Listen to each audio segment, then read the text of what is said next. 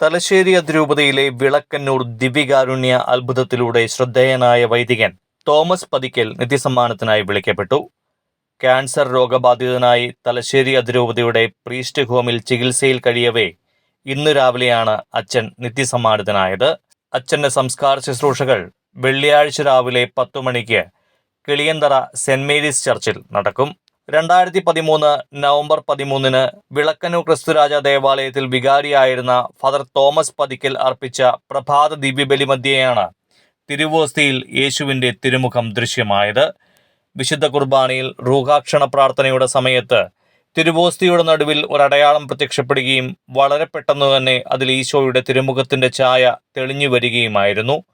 തിരുവോസ്തി വികാരിയച്ചൻ അരുളിക്കയിൽ വയ്ക്കുകയും വിശുദ്ധ കുർബാന പൂർത്തിയാക്കുകയും ചെയ്തു. വിശുദ്ധ കുർബാനയ്ക്ക് ശേഷം ഈ തിരുവോസ്തി വികാരിയച്ചൻ ദിവ്യബലിയിൽ പങ്കെടുത്ത ദൈവജനത്തെ കാണിക്കുകയും അത്ഭുതകരമായ ചിത്രം തെളിഞ്ഞ തിരുവോസ്തി ആരാധനയ്ക്കായി അരുളിക്കയിൽ വയ്ക്കുകയും ചെയ്തു. ആയിരക്കണക്കിന് ആളുകൾ തിരുവോസ്തി ദർശിക്കാനായി എത്തിയിരുന്നു.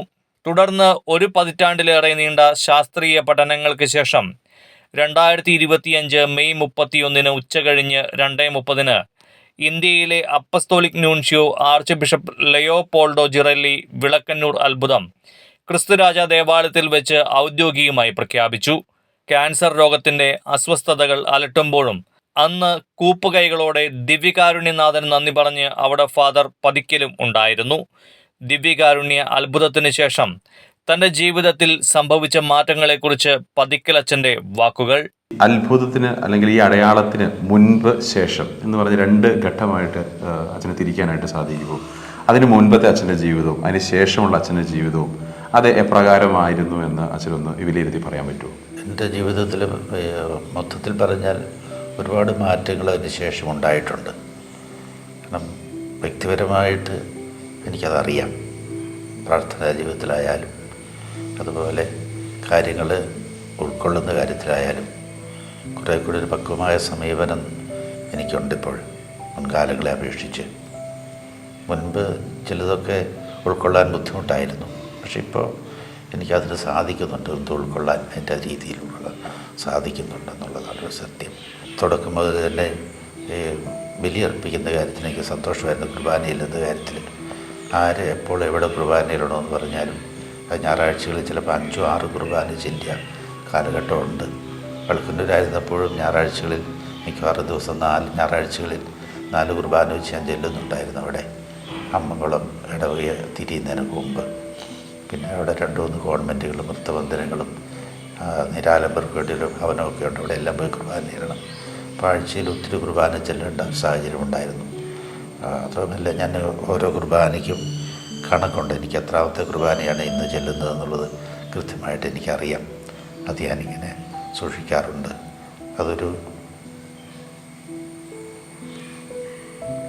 നല്ല കാര്യമാണോ ചീത്ത കാര്യമാണോ എന്നുള്ളത് എനിക്കറിയില്ല. പക്ഷേ ഞാൻ ആദ്യം മുതൽ തന്നെ അങ്ങനെ ഒരു ചിന്തയിലാണ് പോകുന്നത്. അതിപ്പോൾ എനിക്കറിയാം എത്ര കുർബാനയും ചെല്ലി, നാളെ ചെല്ലാൻ പോകുന്ന എത്രാമത്തെയാണ് എന്നുള്ളതൊക്കെ എനിക്കറിയാം. ഒരുങ്ങി കുർബാന ചെല്ലുന്ന ഒരു ശീലം എനിക്കുണ്ട്. ഒരു പക്ഷേ അതെല്ലാം കർത്താവ് പരിഗണിച്ചിട്ടുണ്ടാവും. ഈ അടയാളം എൻ്റെ കൈകളിലൂടെ നടക്കുമ്പോൾ അതും എൻ്റെ ഒരു വിശ്വാസമാണ്. സത്യമോ എന്നുള്ളത് എനിക്ക് ഉറപ്പിച്ചു പറയാൻ കഴിയില്ല. ഞാനിപ്പോഴും ഓർക്കുന്നുണ്ട്, തലശ്ശേരി മനസ്സിൻ്റെ ചേരാനുള്ള ഇൻ്റർവ്യൂവിന് ഞാൻ പോകുമ്പോൾ കിളിയന്തറ മഠത്തിലെ സിസ്റ്റേഴ്സ് എന്നെ പറഞ്ഞ് പഠിപ്പിച്ച് തത്തയെ പഠിപ്പിക്കുന്ന പോലെ എന്തിനാ അച്ഛനാകുന്നെന്ന് ചോദിച്ചാൽ അവിടുത്തെ മുന്തിരിത്തോട്ടത്തിൽ ജോലി ചെയ്യുന്നതിനും ആത്മാക്കളുടെ രക്ഷയ്ക്കും വേണ്ടിയാണെന്ന് പറയണം. അങ്ങനെ നീട്ടിപ്പിടിച്ച് വരണം എഴുതി തന്നെ എന്നെ കൊണ്ട് പറഞ്ഞ് പഠിപ്പിച്ചാൽ വിട്ടത്. പക്ഷെ അവിടെ ചെന്നിരുന്ന് വള്ളപ്പള്ളി പിതാവ് ബഹുമാനപ്പെട്ട ആശാര്യ ജോർജ് അച്ഛൻ അന്നത്തെ ഡയറക്ടറും കൂടിയായിരുന്നു ഇൻ്റർവ്യൂ നടത്തിയത്. അവരുടെ മുമ്പിൽ ചെന്നിരുന്നപ്പോൾ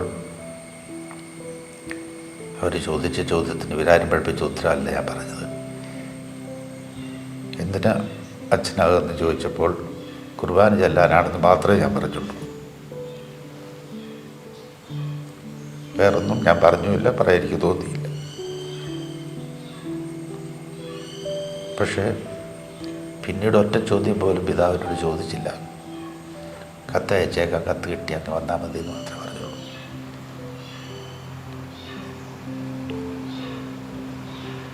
കുർബാന ചൊല്ലാനാണ് അച്ഛന്മാർ എന്നുള്ള ഒരു ചിന്ത ചെറുപ്പം മുതൽ എൻ്റെ മനസ്സിലുണ്ട്. കാരണം 4ാം ക്ലാസ്സിൽ പഠിക്കുന്ന സമയം മുതൽ ഒരാൾ താരപാലനായിട്ട് പള്ളിയും അച്ഛന്മാരുമായിട്ട് ബന്ധപ്പെട്ട് തുടങ്ങിയതാണ് ഞാൻ.